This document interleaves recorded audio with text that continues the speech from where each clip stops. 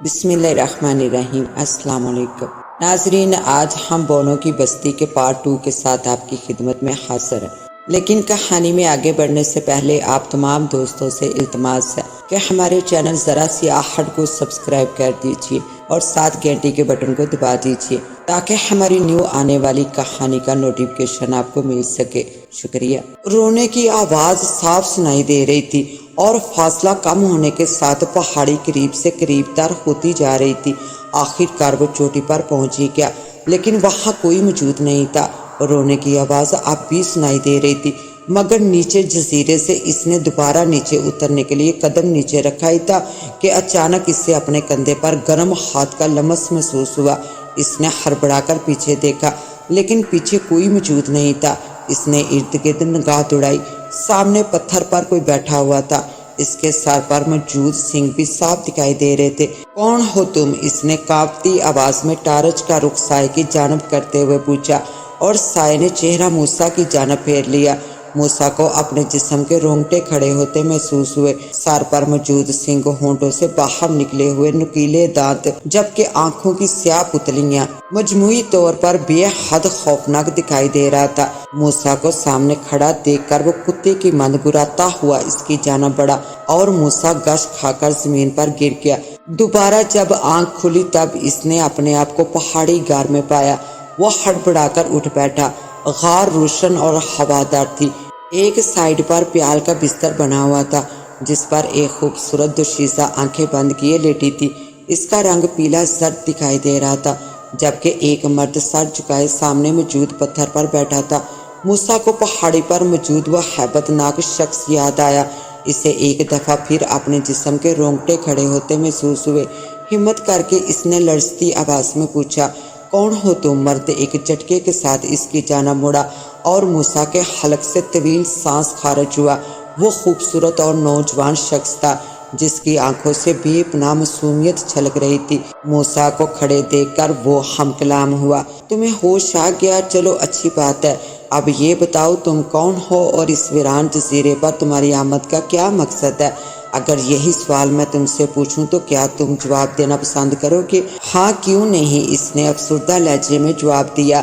آج سے 2 مہینے قبل ہمارا جہاز ساحل کے قریب تباہ ہوا۔ میں اور میری بیوی جان بچا کر جزیرے تک پہنچنے میں کامیاب ہوئے، اور 2 مہینے سے اس جزیرے پر قید ہے۔ پچھلے کچھ دنوں سے میری بیوی بھوک اور پیاس کی شدت کی بدولت بیمار رہنے لگی ہے۔ اس کی بیماری میرے لیے پریشانی کا باعث ہے۔ کل رات میں پریشانی کے عالم میں پہاڑ کی چوٹی پر بیٹھا تھا، تب تم وہاں آئے اور مجھے دیکھ کر چیخ مار کر بے ہوش ہو گئے، اور میں تمہیں اٹھا کر غار میں لے آیا۔ اس کی بات سن کر موسیٰ نے ہنکارا بھرا اور اسے اپنی جزیرے پر آمد کے متعلق بتانے لگا۔ وہ ان حالات کو گول کر گیا تھا جس سے اسے پچھلی رات 2-4 ہونا پڑا تھا۔ موسیٰ کے آنے کے مقصد کے متعلق معلوم ہونے کے بعد وہ شخص ہم کلام ہوا۔ موسیٰ، میرا نام لیڈو ہے، جبکہ میری بیوی کا نام ریبکا ہے۔ تمہاری جزیرے پر آمد کے مقصد میں دلچسپی کا پہلو نما ہے، اور میں تمہارے مقصد میں مددگار ثابت ہو سکتا ہوں، بشرط کہ تم میری مدد کرنے کی حامی بھرو۔ میں تمہاری ہر قسم کی مدد کرنے کو تیار ہوں۔ تم جلدی مجھے بونو کی بستی کے متعلق معلومات فراہم کر ڈالو۔ موسیٰ نے بے چین لہجے میں کہا، یہ آج سے 2 مہینے پہلے کی بات ہے۔ ہماری آمد کے 2 دن بعد میں اور میری بیوی پانی کی تلاش میں جزیرے پر مارے مارے پھر رہی تھی۔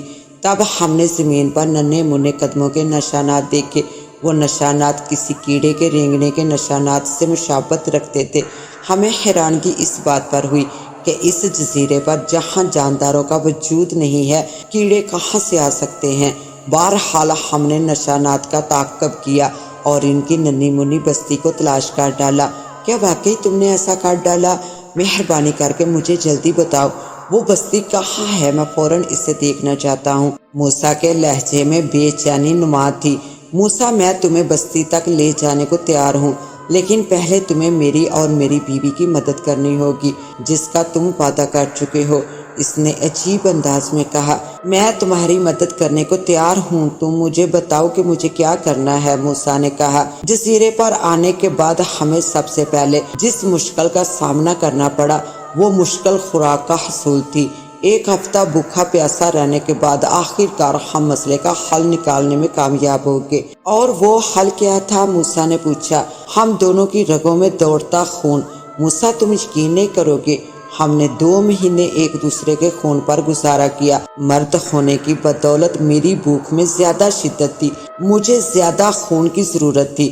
میری بیوی نے کبھی بھی خون دینے سے انکار نہیں کیا۔ خون کی کمی کی بدولت وہ بیمار ہو گئی، لیکن مجھے زندہ رہنے کے لیے خون کی ضرورت ہے، اور یہ ضرورت میری بیوی کے بعد تم پوری کر سکتے ہو۔ تمہاری کہانی بے حد عجیب و غریب ہے، یقین کرنے کو دل نہیں چاہتا، لیکن سب کچھ سامنے ہے۔ اس کے علاوہ تمہاری شرط عجیب ہے، لیکن اپنے مقصد کی کامیابی کے لیے میں تمہاری شرط قبول کرنے کے لیے تیار ہوں، اور اگر تم کہو تو خوراک کے حصول کا ایک طریقہ اور بھی بتا سکتا ہوں۔ میرے خیمے میں تقریباً 2 مہینے کی خوراک سر بند ڈبوں میں محفوظ ہے، میں وہ خوراک تمہارے حوالے کر سکتا ہوں۔ موسیٰ، میں خون کے علاوہ اور کوئی سخت خوراک ہضم نہیں کر سکتا، تمہیں میرے لیے خون کا بندوبست کرنا ہوگا، تازہ خون کا، اور وہ خون صرف تمہارے جسم کا ہی ہونا چاہیے۔ اس شخص نے ہونٹوں پر زبان پھیرتے ہوئے کہا، بہرحال میں تیار ہوں، لیکن پہلے تمہیں مجھے بونو کی بستی تک لے جانا ہوگا۔ بستی دیکھنے کے بعد میں تمہاری یہ شرط پوری کر ڈالوں گا۔ یہ ناممکن ہے، تم بعد میں شرط سے منکر ہو جاؤ گے، پہلے شرط کی تکمیل ہوگی اور بعد میں تمہارے مقصد کی کامیابی۔ اس کا لہجہ حتمی تھا۔ تب پھر جو تمہاری شرط ہے وہ جلدی پوری کر ڈالو، میں اپنے مقصد کی تکمیل کے لیے سب کچھ کرنے کو تیار ہوں۔ موسیٰ نے ٹھنڈی سانس بھرتے ہوئے کہا، تو پھر ایسا کرو، اپنے گلے میں موجود اس لاکٹ کو اتار ڈالو اور غار سے باہر کہیں دور پتھروں کے نیچے دباؤ۔ لیکن یہ بے زر ہے، تمہیں نقصان نہیں دے سکتا۔ موسیٰ نے کہا، جو میں کہہ رہا ہوں وہی کرو، اور موسیٰ جلدی سے اٹھ کر باہر کی جانب چل دیا۔ تھوڑی دیر بعد جب وہ واپس آیا تب وہ تویز غار کے باہر دفن کر چکا تھا۔ اب بولو کیا کرنا ہے؟ کچھ بھی نہیں، بس یہاں بستر پر آنکھیں بند کر کے لیٹ جاؤ، اس شخص نے کہا، اور موسیٰ آگے بڑھ کر بستر پر لیٹ گیا۔ آنکھیں بند کرتے ہی اسے ایسا محسوس ہوا جیسے 2 سوئیاں اس کی گردن میں اندر تک اترتی چلی گئی ہوں۔ اس نے ہڑبڑا کر آنکھیں کھول ڈالی۔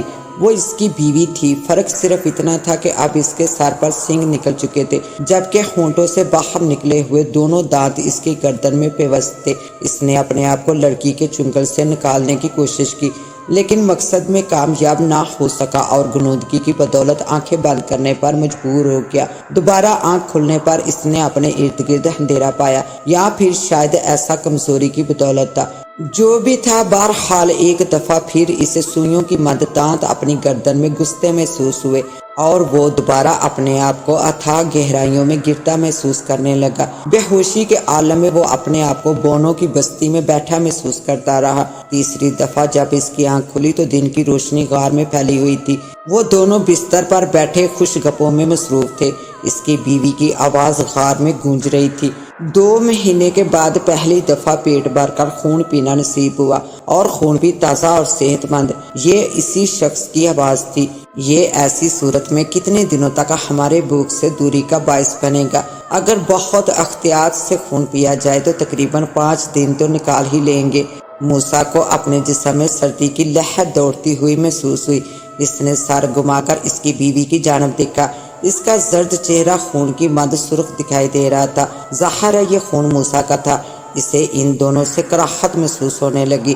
وہ جلدی جزیرے سے فرار ہو جانا چاہتا تھا، اور فرار کے لیے غار سے نکلنا ضروری تھا، جبکہ ایسا ان دونوں کی غیر موجودگی میں ممکن تھا۔ وہ آنکھیں موند کر ایسے وقت کے انتظار میں لیٹ گیا۔ تقریباً آدھے گھنٹے کے جان لیوا انتظار کے بعد وہ دونوں غار سے باہر کی جانب چل دیے۔ 2-3 منٹ دم سادے لیٹے رہنے کے بعد وہ اٹھا اور ارد گرد نظر رکھتے ہوئے اپنے خیمے کی جانب بھاگ کھڑا ہوا۔ خیمہ جوں کا توں موجود تھا۔ اس نے بیگ میں سے فون نکالا اور جون ابراہیم سے رابطہ قائم کرنے لگا۔ تقریباً 5 منٹ کے بعد رابطہ قائم ہوا اور وہ اسے ہدایت دینے لگا کہ فوراً جزیرے کا رخ کرے، حالات تقریباً ناقابل برداشت ہیں۔ جون ابراہیم نے 1-2 گھنٹے تک آنے کا وعدہ کیا اور موسیٰ نے فون بند کر ڈالا۔ جزیرے پر رہتے ہوئے ان دونوں سے فرار ممکن نہیں تھا، اس لیے موسیٰ نے دوبارہ غار کا رخ کیا۔ غار خالی پڑی تھی۔ وہ زمین پر لیٹ گیا۔ اتنی سی جدوجہد کے بعد اسے اپنا جسم ٹوٹتا محسوس ہو رہا تھا۔ خون کی کمی نے اس کے جسم سے توانائی کو کھینچ ڈالا تھا۔ کچھ دیر بعد اس پر غنودگی طاری ہونے لگی اور 15 منٹ کے بعد وہ بے ہوشی کی نیند سو چکا تھا۔ اس کے ساتھ ہی اب مجھے دیں اجازت، ملتے ہیں انشاءاللہ ایک نیو کہانی کے ساتھ، تب تک کے لیے اللہ نگہبان۔